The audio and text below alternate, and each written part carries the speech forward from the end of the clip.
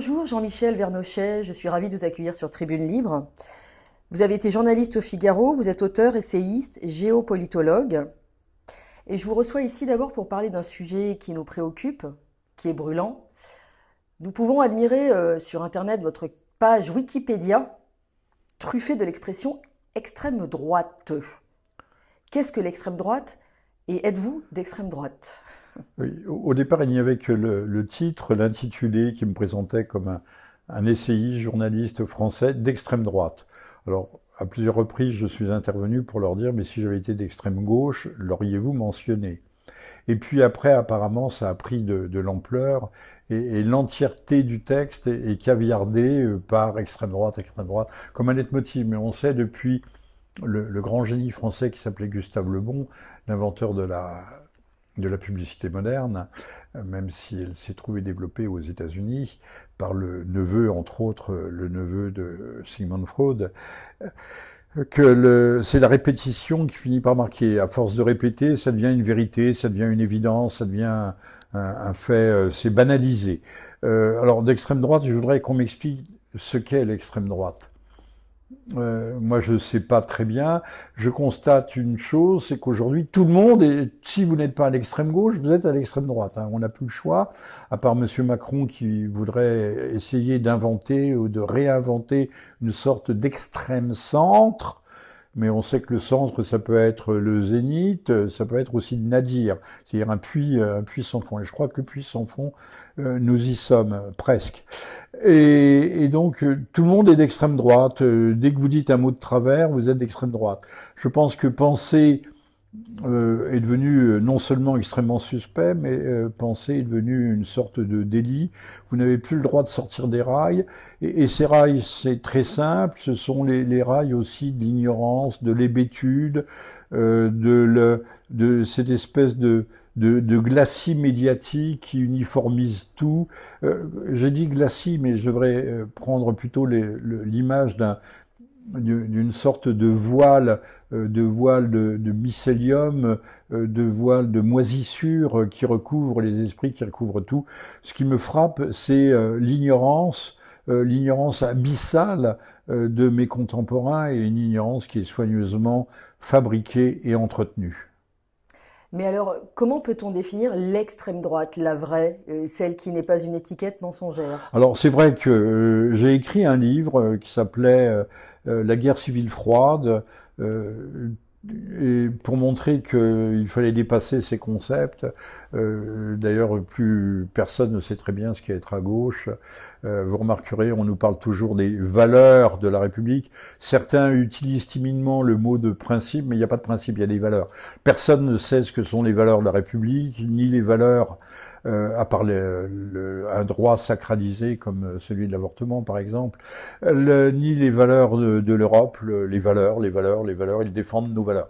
Alors, l'extrême droite, on pourrait la caractériser historiquement par une certaine forme d'antiparlementarisme. Mais il y a peut-être pas de mal à ça quand on voit ce que sont devenus les parlements, des gens qui sont des prébendaires, c'est-à-dire ils ont des privilèges fiscaux, ils touchent des indemnités, ils sont grassement payés. C'est vrai, comme dirait M. Mélenchon, ils se goinfrent. Et une fois qu'on s'est incrusté comme une moule sur un banc de pierre, on n'a plus, ou sur le banc de l'Assemblée, on n'a plus tellement envie de s'en détacher et de quitter la chose.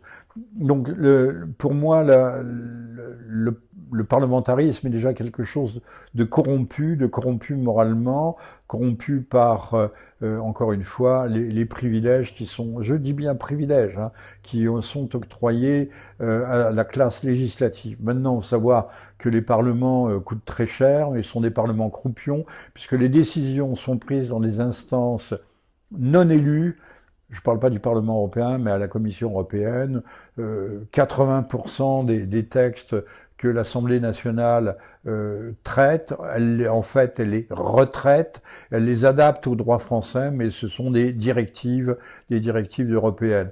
Donc tout ça est un théâtre d'ombre, c'est la société, la société démocratique du spectacle. La démocratie est un vaste spectacle et les décisions se prennent ailleurs. On sait d'ailleurs que M. Macron prend ses décisions auprès de l'hyperclasse mondiale.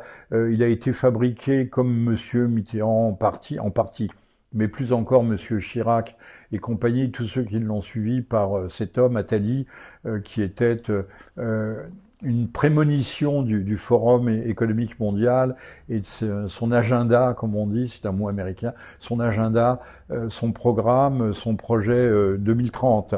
On ne sait pas où prend ses ordres où monsieur Macron prend ses ordres, mais il les prend auprès des représentants de cette hyperclasse. J'ai cité M. Attali, j'aurais pu citer M. Minc, mais aussi peut-être du côté de ses mentors qui résident de l'autre côté de la Manche et qui sont ses premiers employeurs.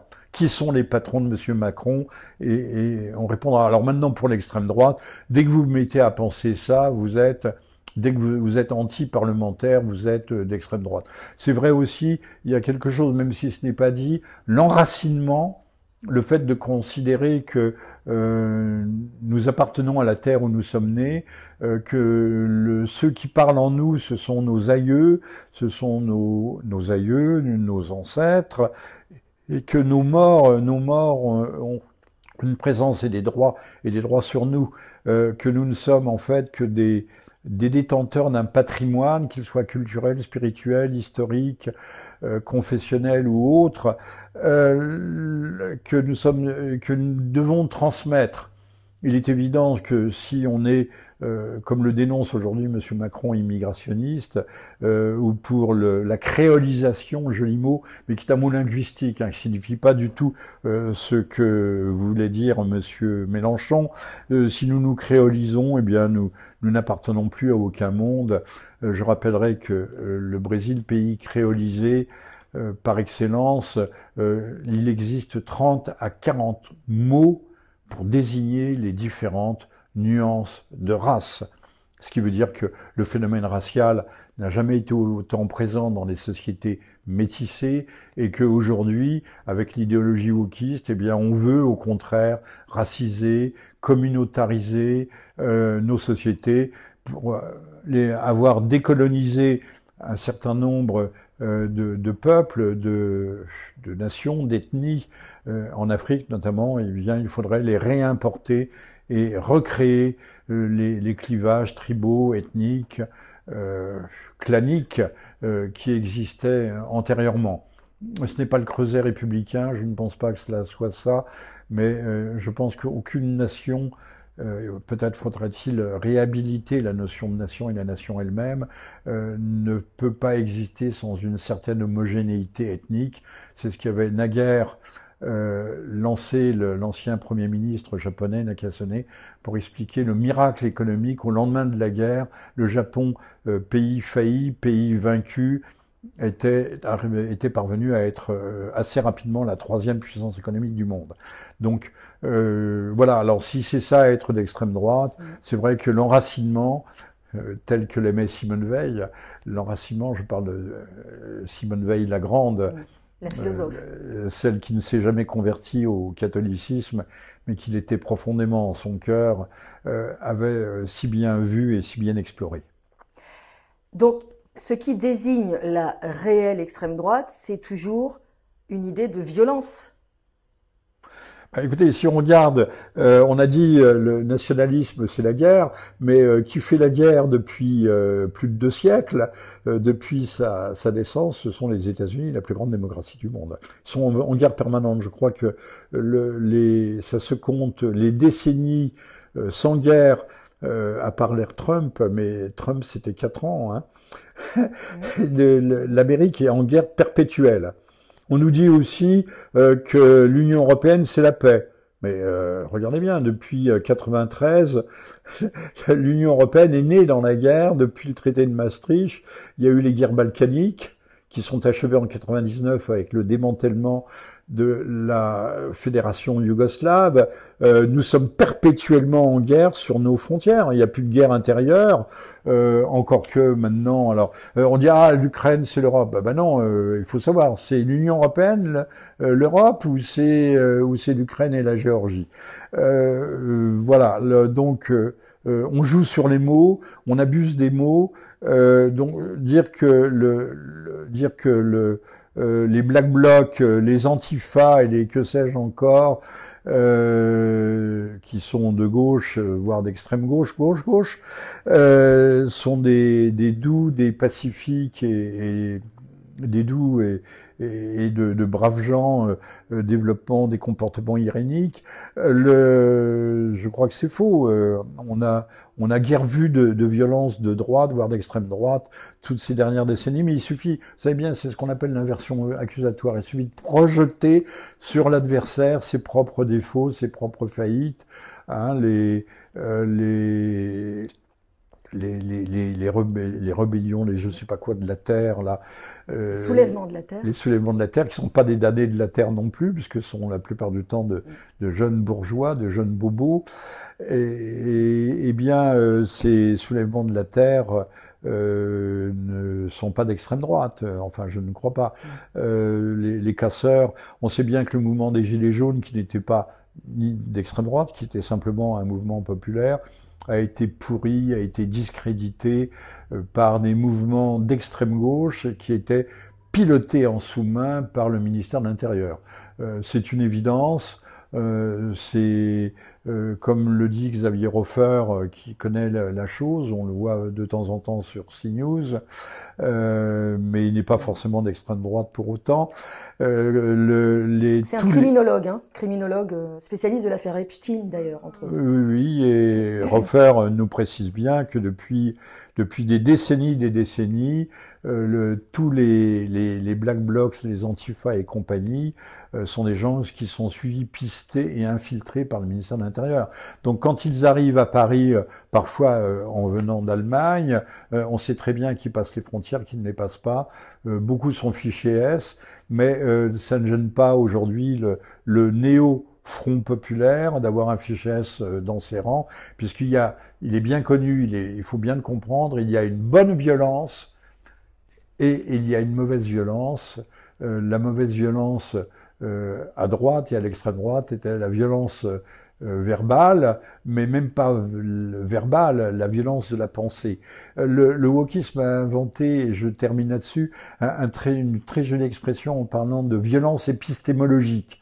Alors je vais vous dire ce qu'est la violence épistémologique, c'est simplement de dire la vérité. Toutes les vérités, c'est vrai, ne sont pas bonnes à dire, mais il y a surtout, puisque le wokisme, c'est la cancel culture, c'est-à-dire la censure érigée en modèle absolu, surplombant toute la société. Il faut cacher ce sein que l'on ne saurait voir, et donc surtout ne pas dire ce qui est, ne pas mentionner les faits, ne pas mentionner les réalités. On sait très bien que l'extrême gauche est négationniste par excellence, c'est-à-dire qu'elle nie, c'est un déni du réel et un déni de la vérité. Oui, il s'agit de faire table rase du passé, qui est un des paramètres d'un système totalitariste. Et table rase du présent également. Surtout, cachons la poussière sous le tapis. D'ailleurs, en parlant de violence physique et psychologique, une police macronienne qui est violente avec les gilets jaunes, des suspensions de personnel professionnel qui refusent des injections expérimentales, donc suspension sans salaire, sont des actions d'extrême droite. Eh ben, c'est qualifié comme tel. Or, aujourd'hui, ce qui prime, c'est l'étiquette. Il suffit je vois que le ministre de la Santé au Japon a présenté des excuses pour les morts de la vaccination. Mais il n'y a qu'en France. En Allemagne, ou en Suisse, en Allemagne, un médecin qui avait délivré des certificats de complaisance de vaccination a été très lourdement condamné, une condamnation de prison avec sursis, mais une amende qui excédait les 40 000 euros. Nos sociétés sont toujours dans le déni déni, déni, déni. On peut leur apporter les preuves les plus absolues, les statistiques les plus implacables, les plus irréfutables. On nie et on dénie. En parlant de ce déni du réel, donc les États-Unis que nous avons pour partie beaucoup admiré, évidemment nous avons baigné dans une culture américaine, donc sont peut-être l'État le plus belliqueux du monde. C'est un fait, nous invitons donc les spectateurs à vérifier le nombre de conflits et de guerres déclenchés depuis des décennies par cette grande puissance. Ces États-Unis, est-ce qu'on peut dire par exemple que le plan Marshall, puisqu'on fête actuellement en grande pompe le débarquement, l'anniversaire, ce plan Marshall, était-ce une main basse sur la France? Alors, ce qui est intéressant, c'est que le plan Marshall, oui, les États-Unis se sont engagés dans la guerre pour des raisons idéologiques, mais également pour restaurer leur économie, la redynamiser, comme on l'a fait d'ailleurs pour le Koweït. Il s'agissait de doper, de réallumer la tuyère de la fusée économique, détruire et reconstruire sont les deux mamelles du système qui est le nôtre, si je puis dire en parlant de mamelles. Et donc ça n'a pas marché pour le Koweït, et les États-Unis vivaient toujours dans la crainte d'un retour de la récession économique qu'ils avaient connue en 1929, et il fallait asseoir d'ailleurs leur influence politique, culturelle sur l'Europe et relancer ainsi l'économie américaine. Donc le plan Marshall, les Américains ne sont pas venus en aide, ils se sont venus en aide à eux-mêmes, sachant d'ailleurs que leur aide a toujours été payée et payable.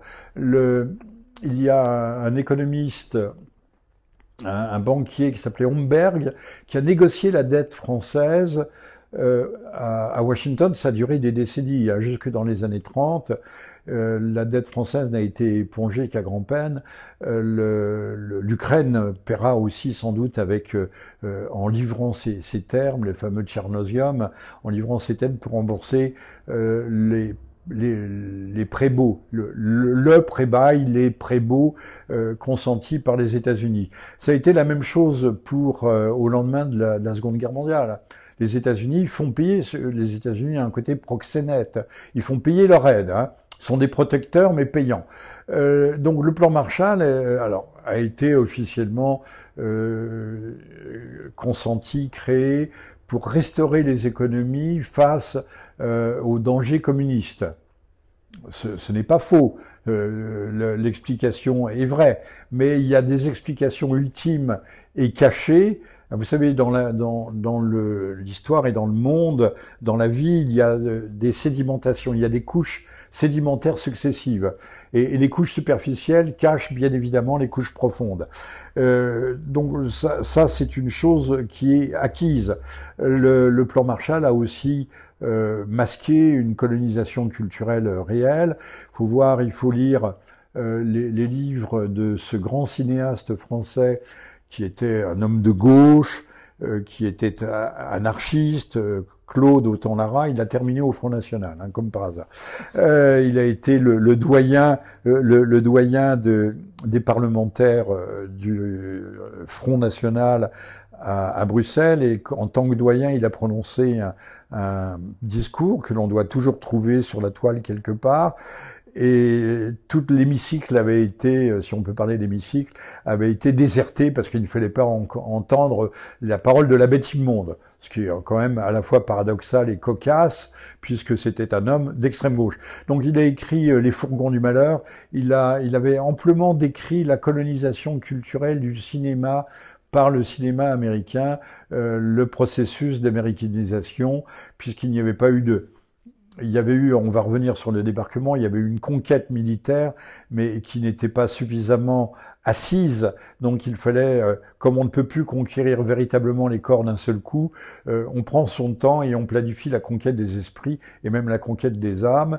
Et la France, au cours de toutes ces décennies, s'est américanisée, à bas bruit, lentement mais sûrement. Et il faudra, et aujourd'hui, force nous est de constater que avec l'américanisation est venue la communautarisation de nos sociétés, c'est-à-dire la personnalisation, l'archipélisation de nos communautés, de nos sociétés tout court. L'unité française a été rompue et on peut dire qu'américanisation et tiers-mondisation riment. Non seulement elles riment, mais c'est en fait la même chose. La France est tiers-mondisée au rythme où elle s'américanisait. Alors maintenant, pour revenir au débarquement, eh bien le débarquement fait partie des mythes, des mythes modernes, non pas que j'allais dire que les camps n'aient pas existé, les camps ont bien existé, mais on en a aussi, donc ce n'était pas un mythe en tant que tel, réellement, mais on a ornementé la légende noire ou la légende dorée, c'est selon, a connu une croissance démesurée au fil des temps. Or, on peut marquer le début de la grande légende du débarquement avec la sortie de ce film dans les années 60 qui s'appelait Le jour le plus long. Et après un roman. À partir de là, le mythe des Américains libérateurs c'est très facile à trouver, même Google efface tout et pratique la censure à outrance, mais on peut trouver les unes des journaux américains de cette époque et ils ne parlent que d'invasion. Les Américains avaient préparé un gouvernement d'occupation, l'AMGOT, avec une monnaie d'occupation. Les communistes auxquels s'adossait De Gaulle étaient très forts en France et les risques de guerre civile étant ce qu'ils ont été à l'époque. Faut pas oublier que le gouvernement de la libération était un gouvernement quasiment communiste, enfin dominé par les communistes, mais qui n'ont pas pu arriver, peut-être parce qu'il y avait-il eu d'ailleurs un partage du monde à Téhéran et à Yalta, entre les puissants, la France n'y était pas, et puis on peut imaginer aussi que De Gaulle avait négocié directement avec les gens du Kremlin. On peut retrouver tout cela dans les études du petit-fils du général Giraud, Henri-Christian Giraud, qui a écrit de nombreux ouvrages sur les accointances entre De Gaulle et le régime de Staline, qui n'était plus tout à fait le régime stalinien des grandes heures du goulag, mais qui était quand même encore assez croustillant, assez croquignolet à l'époque. Le goulag quand même tournait encore à plein régime. Et jusqu'au jour où il y a eu, etc. Passons là-dessus. Donc on crée des mythes. Et le débarquement en est un. On ne parle pas des 60 000, 70 000 morts, ici même dans le nord de Paris, le bombardement des gazomètres de la Chapelle qui ont fait 2 à 3 000 morts. Les bombardements américains alliés ont fait plus de morts civiles en France que n'en ont jamais fait les pires exactions allemandes. Alors on va dire que c'est du révisionnisme de dire ça. Non, c'est pas du révisionnisme, c'est de l'histoire. Tout le monde peut le vérifier. Moi-même, étant enfant, j'allais en vacances dans le Cotentin et les paysans me racontaient à quel point leur village, pour tuer un Allemand ou ne pas le tuer d'ailleurs, quand il y avait un Allemand dans un village, le village était rasé, cramé avec des bombes au phosphore. Les gens brûlaient dans leur cave quand ils avaient des caves, et s'ils se jetaient dans la mare aux canards ou l'abreuvoir des bœufs, ils continuaient à brûler puisque le phosphore brûle sous l'eau et même au contact de l'eau. Ça a été particulièrement, ça a été Saint-Lô, Avranches, ça a été particulièrement atroce, ce débarquement. Mais le mythe des libérateurs est là, il est installé, il est certainement installé pour longtemps, et il aura la vie dure, même la peau dure, en raison, encore une fois, de la désinformation, de l'abrutissement, même faut-il dire, distribué par tonneaux entiers, par nos grands médias qui entretiennent. D'ailleurs, il faut bien dire une chose, c'est qu'on parle des journalistes comme si c'était des êtres exceptionnels, rigoureux, sérieux, déontologiquement impeccables. Non, les journalistes sont eux aussi généralement ignorants comme des buses, comme des bûches, et des gens de fort mauvaise foi. Quelqu'un de ma connaissance disait le métier de journaliste oscille entre deux choses, soit le saltimbanque, soit la prostitution, hein. Le saltimbanquisme, soit voilà. Donc on peut dire que quand même beaucoup de nos journalistes sont des prostituées, intellectuels, moraux. Ben, au fond, ils sont peut-être, on dit que c'est le 5e pouvoir, mais c'est peut-être le premier pouvoir, puisque ce sont eux les faiseurs de rois. Ce sont les journalistes qui ont fabriqué Macron. Alors bien sûr, il y avait la haute finance derrière tout cela, mais ceci étant dit, pas de presse, pas de Macron. Absolument. En parlant de la Seconde Guerre mondiale, vous dites que, et vous avez des preuves, que l'antisémitisme est avant tout de gauche. Et vous vouliez citer un auteur qui s'appelle Alphonse Toussenel. Écoutez, Toussenel en 1947, c'était un socialiste, Grantin, a écrit un livre, vous avez ça sur Wikipédia, les Juifs de l'époque, sur la haute banque juive. Alors on va dire, on le voit tous les jours à la télévision, on dit les fantasmes antisémites à l'égard du rôle de la finance juive. C'est pas un fantasme. Les Juifs n'ont pas à avoir honte de réussir mieux que les autres. Ils ont d'ailleurs des réseaux qui sont des réseaux, on va pas dire ethniques, mais communautaires. D'ailleurs, il n'y a pas un judaïsme comme il n'y a pas un islam, il y a 100 sortes de judaïsme. Les définitions sont multiples, diverses et variées. Cessons de parler des juifs. Il faudrait savoir de quels juifs on parle.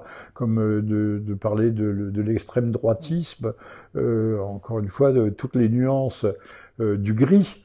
Les 50 nuances du gris sont applicables. Essayons d'avoir l'esprit, non pas à l'emporte-pièce, ne tranchons pas à coups de serpe, essayons de recréer, à travers le sens des nuances, de recréer aussi l'esprit critique. Donc Toussenel nous dit aujourd'hui, effectivement, l'antisémitisme n'est pas de gauche, mais il naît à gauche. Et il faudrait savoir aussi ce que l'on entend par antisémitisme. On dit Maurras, l'antisémite. Maurras était profondément anti-allemand. Il a terminé sa vie, je crois qu'il est sorti un peu de temps avant de mourir. Il avait été condamné à perpétuité. Je parle de Charles Maurras. Mais il n'était pas antisémite. Il pratiquait ce qu'il appelait un anti-judaïsme d'État. Parce qu'il pensait qu'il y avait des colonnes du temple. Les colonnes du temple, c'était le protestantisme. On ne parlait pas d'homosexuels à l'époque.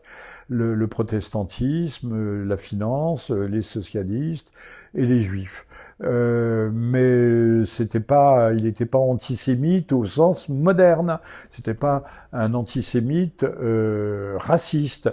De même qu'aujourd'hui, on fait la confusion, on a fait un amalgame monstrueux en créant des réflexes pavloviens, des réflexes conditionnés entre antisémitisme et antisionisme.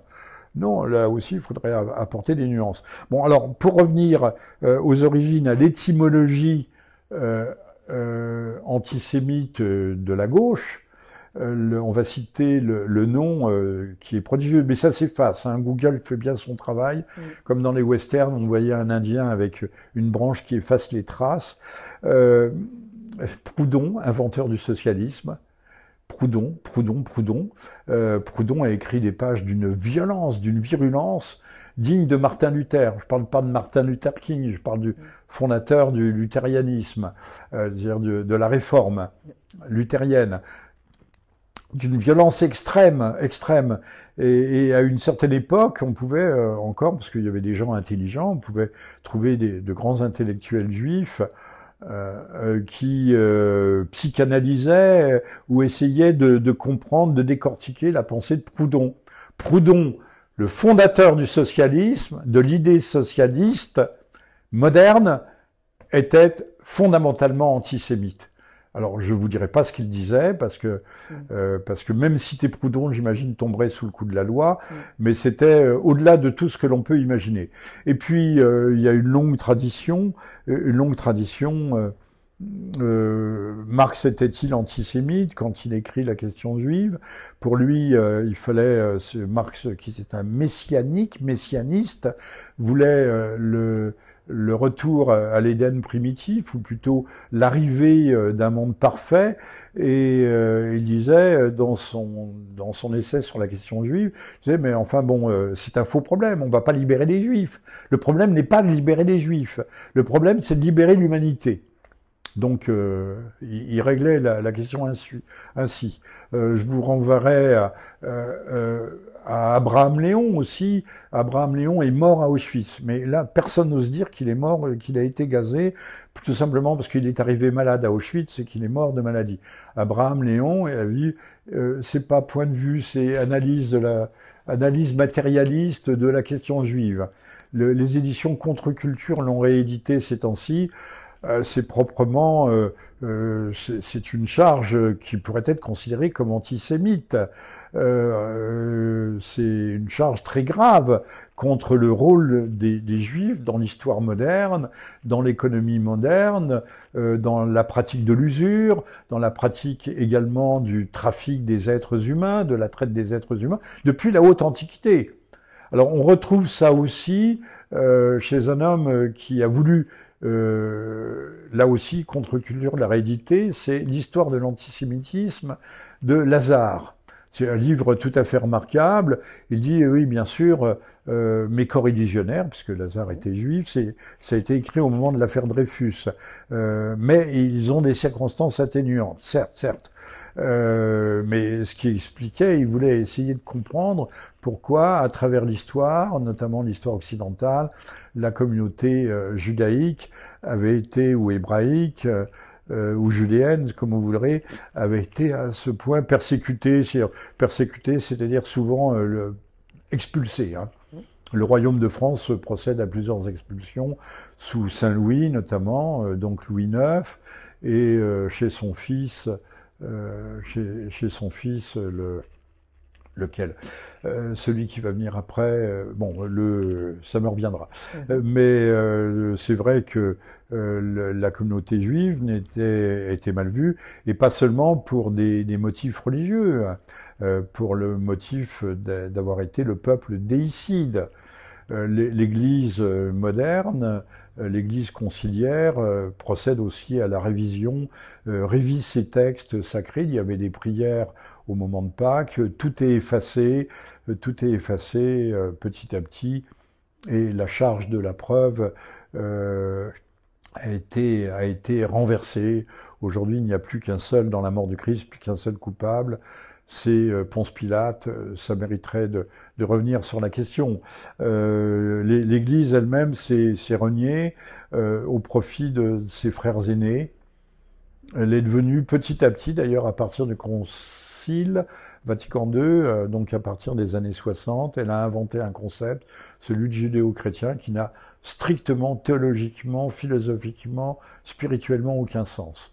Par contre, on peut parler aux États-Unis de judéo-protestantisme et de judéo-protestants, puisqu'il y a des sionistes chrétiens et des juifs chrétiens qui veulent, pour faire venir le Messie pour les juifs, ou faire revenir le Messie pour les sionistes chrétiens, qui veulent que le peuple juif soit rassemblé sur la terre d'Israël. Mais ça, c'est un phénomène très particulier, lié à toutes les nuances, et aussi les 50 nuances du protestantisme, de toutes les sectes, et notamment à l'origine du calvinisme. Mais ne parlons surtout pas et jamais ne tombons pas dans le travers de parler de judéo-christianisme, même si certains chrétiens, même parfois traditionnalistes, nous disent que dans l'Ancien Testament, on trébuche à chaque pas sur le Christ ou sur l'annonce du Christ. D'abord, l'Ancien Testament est un pandemonium, un compendium de textes aussi qui se contredisent souvent, qui se surimposent, surexposent, juxtaposent. C'est pas quelque chose de très homogène. Au plan, il y a des œuvres admirables et il y a aussi l'apologie de l'Holocauste le plus atroce dans les Nombres 31, Moïse, mais également dans les livres de Josué et aussi dans le Deutéronome. Donc il y a des choses, il y a des parties de l'Ancien Testament qui sont à mettre aux oubliettes de l'histoire, ou dans l'enfer de notre histoire. Et cette accusation d'antisémitisme rend-elle la lecture du conflit israélo-palestinien compliquée? Complètement compliqué, dans la mesure incompréhensible, dans la mesure où plus personne ne sait ce qu'est le Proche-Orient, plus personne. On était mieux informés au XIXe siècle, quand on lisait, quand on avait encore une élite. Je rappelais tout à l'heure que au débouché du XXe siècle, dans les années 1900, il y avait de 400 à la fin, vers 1914, il y avait 800 bacheliers par an. Sauf que le bac représentait quelque chose. Et comme c'était un bac républicain, on pouvait venir des couches les plus humbles de la société. Ça a d'ailleurs toujours été le cas. Mais du temps où il y avait de l'Ancien Régime, il était plus difficile. Et puis il y avait quand même la noblesse, la caste aristocratique. Ne parlons pas de caste, enfin la classe aristocratique qui barrait le chemin. Mais on a toujours il y a toujours eu une mobilité sociale, même si elle n'était pas ce qu'elle est aujourd'hui. Mais aujourd'hui, vous prenez un fils de concierge, vous lui bourrez un peu le crâne, ce n'est pas péjoratif, ce que je dis, c'était pas méchant, et vous en faites un chef de service dans les hôpitaux. Pas étonnant que la médecine, je ne crois pas aux générations spontanées. Être un grand médecin, c'est pas forcément être une tête d'œuf. C'est pas simplement avoir une très bonne mémoire ou avoir ingurgité des manuels entiers. Il faut aussi du talent, ce qui suppose un certain génie personnel, acquis, hérité, transmis par les anciens. Or, la transmission ne s'effectue plus. Maintenant, on a des cahiers des charges et on a de l'intelligence artificielle, mais cette intelligence artificielle ne peut pas se substituer au talent personnel. On peut toutefois espérer trouver ce genre de génie dans des classes plus modestes. Mais le génie apparaît, c'est comme le bourgeon et la fleur au bout de la branche. Le génie apparaît partout. Peut-être pas dans les familles d'alcooliques profonds et de dégénérés, de petits blancs.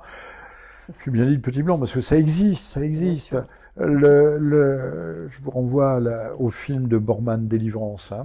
Il y avait aussi une bande dessinée américaine assez chouette qui s'appelait Dog Patch. La sentine, le sentier plutôt, pas sentine, le sentier des chiens, c'était une communauté de petits blancs, des Rocheuses, et puis il y avait un super beau mec et une super belle fille, c'était une bande dessinée d'un dénommé Lil Hamner. Mais ça, il faut remonter à la fin des années 60 pour se souvenir de cela. Et bien, oui, mais il faut que la société fasse en sorte de faire fleurir ces talents, les développe, les promeuve. Ça a été souvent le cas, c'était la méritocratie républicaine. Mais la méritocratie a toujours existé. N'oubliez pas que notre ami Jules Ferry, pas à confondre avec le Ferry de la Téloche, Jules Ferry disait de façon grandiloquente et grandiose, l'idée était très belle, ouvrir une école, c'est fermer une prison. Le premier budget de l'État en France actuellement, c'est l'éducation nationale. 2, 3 fois, 4 fois le budget de l'armée. Et il faut encore plus d'argent, encore plus. Pourquoi? Pour produire encore plus d'analphabètes.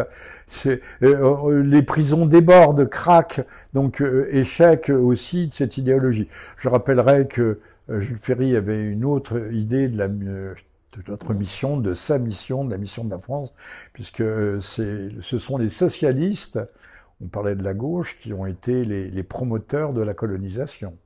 Les radicaux, à l'époque, on ne parlait pas de socialisme, on parlait des radicaux, compagnie, mais c'était bien non pas les ancêtres, mais les socialistes eux-mêmes. Il fallait aller civiliser les peuples inférieurs. Hein. Jules Ferry parlait de race inférieure. Il parlait de race inférieure, mais c'était pas, il leur voulait pas de mal, il voulait simplement. Mon grand-père, l'un des fondateurs du Parti communiste français, était un inspecteur. Au début du siècle, il était inspecteur, il allait voir les écoles dans Lubangui-Chari, très haut sur les fleuves. Il avait une pirogue, une petite tente, et il allait inspecter les écoles, qui étaient la plupart du temps des écoles religieuses. Et d'ailleurs, il y a un révérend Gollnisch, qui est le frère ou le cousin qui a écrit des livres sur les missions, les missions françaises en Afrique. Bruno? Oui, c'est le frère de Bruno, de Bruno Gollnisch. D'accord. A écrit un livre, ou des livres sur ces fameuses missions, et dans lequel mon grand-père est mentionné, et on en dit le plus grand bien. Pour finir, en parlant de transmission, est-ce que vous pourriez nous parler un tout petit peu de Vacher de la Pouge? Alors, encore un homme d'extrême gauche, mais qui a mal terminé, puisqu'il a écrit des livres comme les Sélections sociales. Pour lui, il était important, toujours dans cet esprit républicain. Il s'était converti, ou plutôt il était l'un des inventeurs de l'anthropologie physique. Alors il mesurait des crânes, à l'époque on mesurait des crânes courts, les crânes longs, dolichocéphales, brachycéphales. Donc il pensait que la race alpine était brachycéphale. Les Aryens... plutôt de l'Est, mais si vous allez en Afrique, vous allez trouver des dolichocéphaux en pagaille. Hein. Il y a des gens qui ont le crâne allongé et avec de très belles... Mais il faudrait là aussi arrêter de dire des sottises monstrueuses. L'Afrique, c'est une mosaïque de peuples, une mosaïque d'ethnies.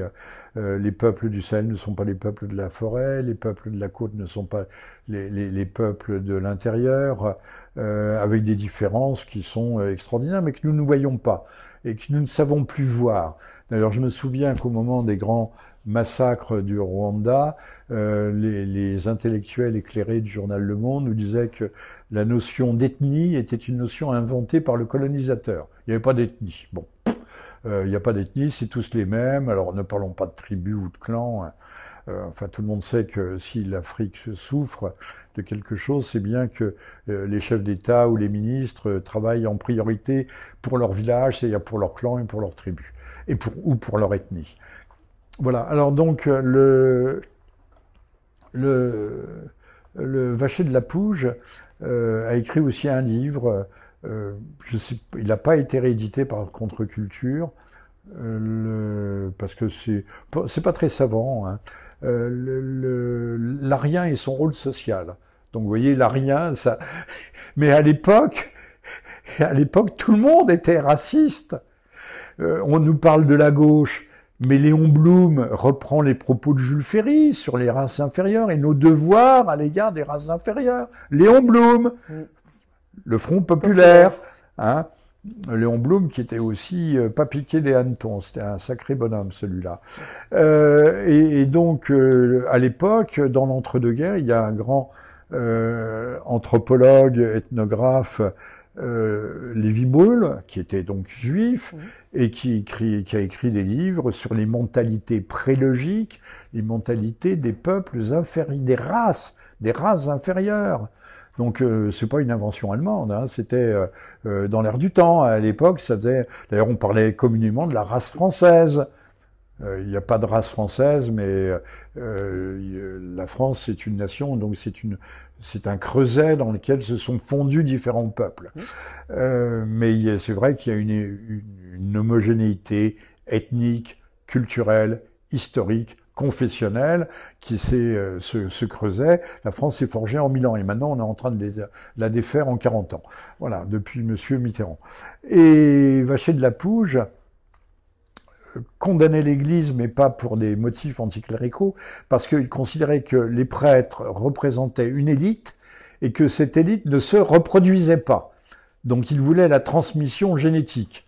Et Vacher de la Pouge n'avait pas pensé que la transmission ne se fait à la fois par les gènes, mais également par l'expérience, le savoir, les compétences. C'est pourquoi notre société est criminelle, puisqu'on fout les vieux dans les entreprises à la porte. C'est les vieux qui devraient être à des places de choix pour transmettre et apprendre. Alors ne parlons pas de l'artisanat, où tout dépend d'un tour de main. On appelait ça un tour de main. Il y avait des ouvriers qui avaient une main d'or, qui avaient des astuces, un savoir-faire.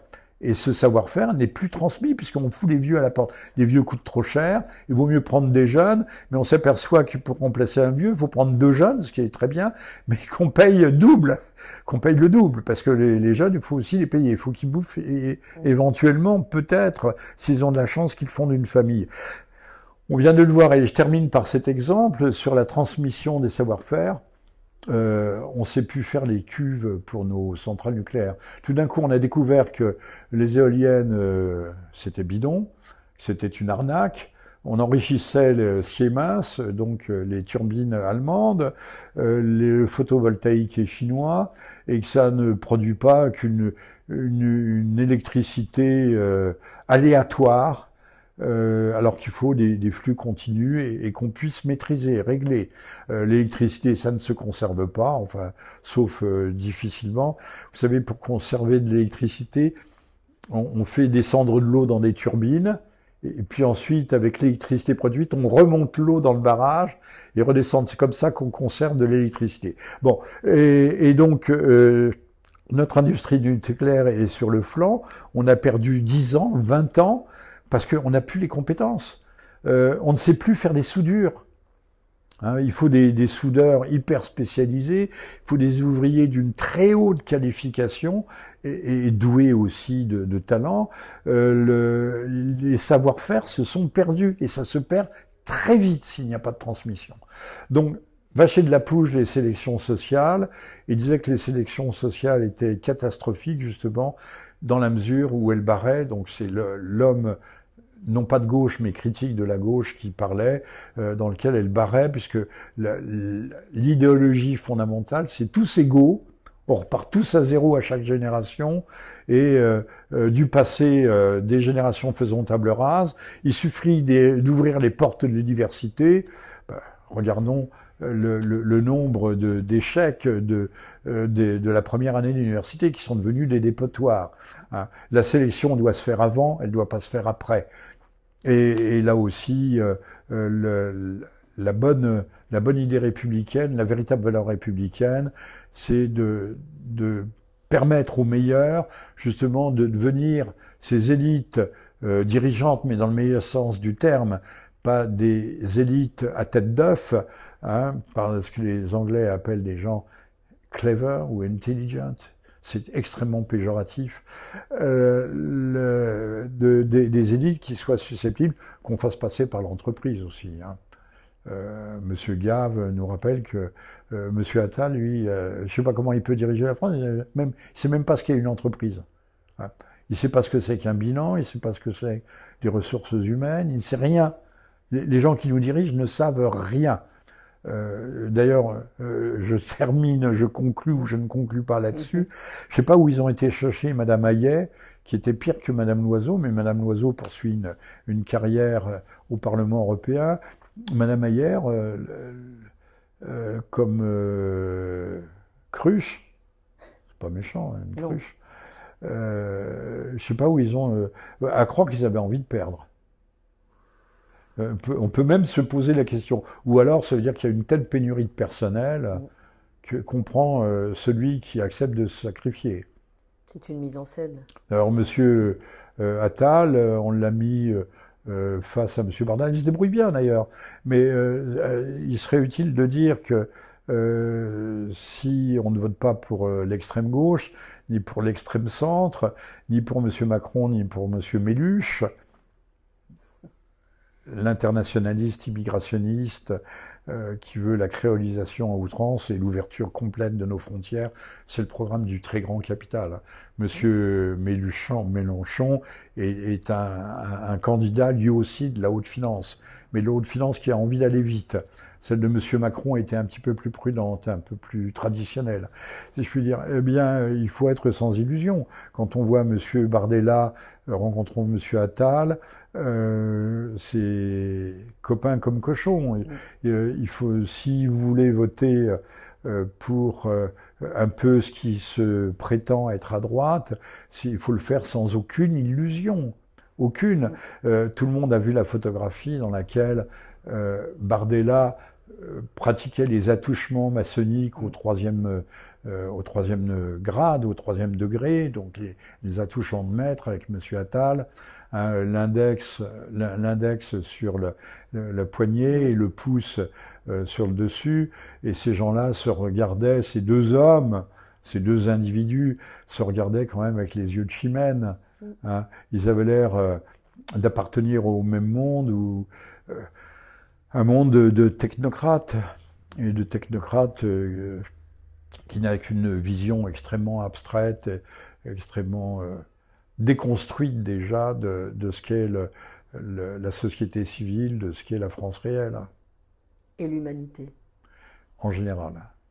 Merci beaucoup Jean-Michel Vernochet. Merci à vous, merci à toutes, à tous, et bonne chance. Haut les cœurs.